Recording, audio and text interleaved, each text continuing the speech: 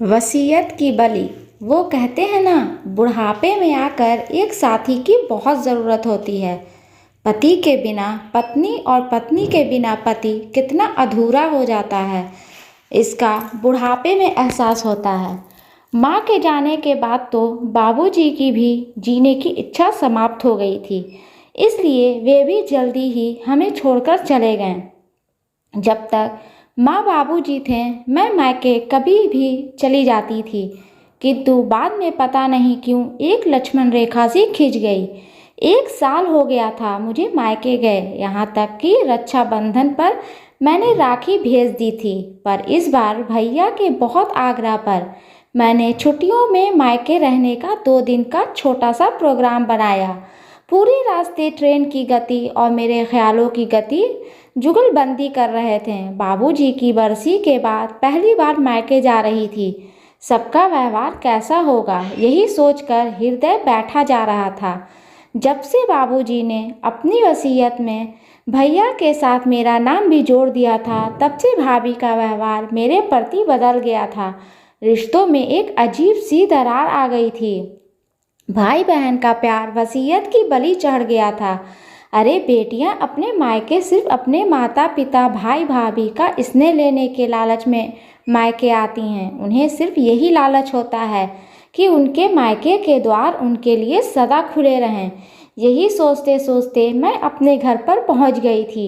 भैया स्टेशन पर मुझे लेने आए थे। स्टेशन से घर तक सिर्फ भैया ने 2 वाक्य बोले थे, कैसी हो छोटी, रास्ते में कोई तकलीफ तो नहीं हुई।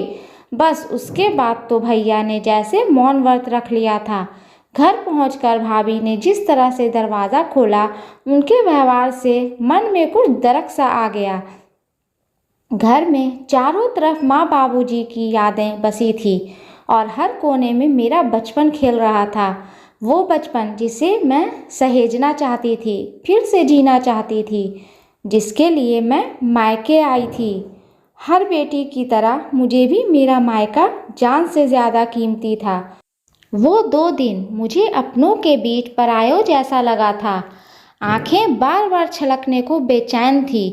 रात को खाने की टेबल पर मैंने कमरे में पसरे मौन को तोड़ते हुए बोला, भैया कुछ बात करनी है। बोल छोटी। वो बाबूजी की वसीयत के विषय में। देख छोटी, इस विषय में मुझे कोई बात नहीं करनी। इसके अलावा कुछ और कहना हो तो बोलो, कहकर भैया उठकर अपने कमरे में चले गए।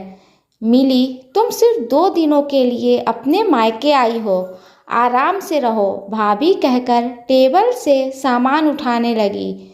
सिर्फ 2 दिन, भाभी के कहे ये शब्द मेरे कानों में शीशा घोल रहे थे। मैं बिना किसी कसूर के अपने मायके में मुजरिमों के कटघरे में खड़ी थी, जिसकी सुनवाई होनी नामुमकिन सी थी। जिस घर में मैं पली बढ़ी, वो घर मेरा मायका अब पराया सा मालूम हो रहा था। जैसे तैसे 2 दिन गुजार के अपने घर वापस आ गई। अपने घर वापस पहुंचते ही भाभी का फ़ोन आया। मिली, ठीक से पहुंच गई तुम? रास्ते में कोई परेशानी तो नहीं हुई? वे थोड़ा हिचक कर बोली। हाँ भाभी, पहुंच गई, मैंने मरी सी आवाज़ में बोला। मिली ने ये लिफाफा तुम टेबल पर छोड़ गई थी, वो फिर हिचकते हुए बोली। भाभी, छोड़ नहीं गई थी, रख कर आई थी, आप लोगों के लिए। मिली, तुमने ये क्यों किया? भाभी, मैंने तो सिर्फ अपना फ़र्ज़ निभाया है। यही बात तो मैं आप दोनों से करना चाहती थी, पर ये तो आपकी ही अमानत थी, बस वापस तो मुझे देनी थी। बाबूजी ने अपनी प्रॉपर्टी में मुझे हिस्सा दिया, ये उनका फ़र्ज़ था, और उस हिस्से को जिसका हक था, मैंने उसे वापस करके अपना फ़र्ज़ निभाया। भाभी, मुझे आपकी प्रॉपर्टी नहीं, आप लोगों का प्यार चाहिए, साथ चाहिए, और वो अपनापन चाहिए जिसके लिए बेटियां अपने मायके आती हैं। मायका एक बेटी के लिए उसका अस्तित्व होता है। उससे दूर होने की जो दर्द होती है, वो बहुत दर्दनाक होती है। मेरा मायका वसीयत की बलि चढ़ रहा था भाभी। ऐसे प्रॉपर्टी का मैं क्या करूँगी जो मुझे मेरे मायके से दूर कर दे, मेरे भाई को मुझसे दूर कर दे। मेरे लिए ये पेपर्स बोझ थे। मैं तो पहले ही आपको देना चाहती थी, किंतु मायके के रास्ते जाने पर कदम थम जाते थे। भाभी, मुझे कभी भी प्रॉपर्टी का लालच नहीं रहा। मुझे तो सिर्फ मेरे मायके का लालच था।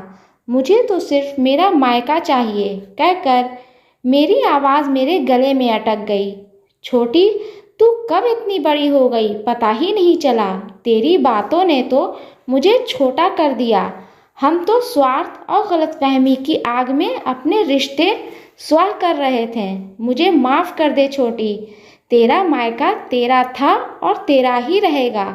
दूसरी तरफ से भैया की आवाज़ सुनकर अब तक आंखों में रुके मेरे आंसू लगातार बहने लगे। दोस्तों, एक बात याद रखना, बेटी घर की लक्ष्मी होती है, वो प्रॉपर्टी की नहीं, प्यार की भूखी होती है।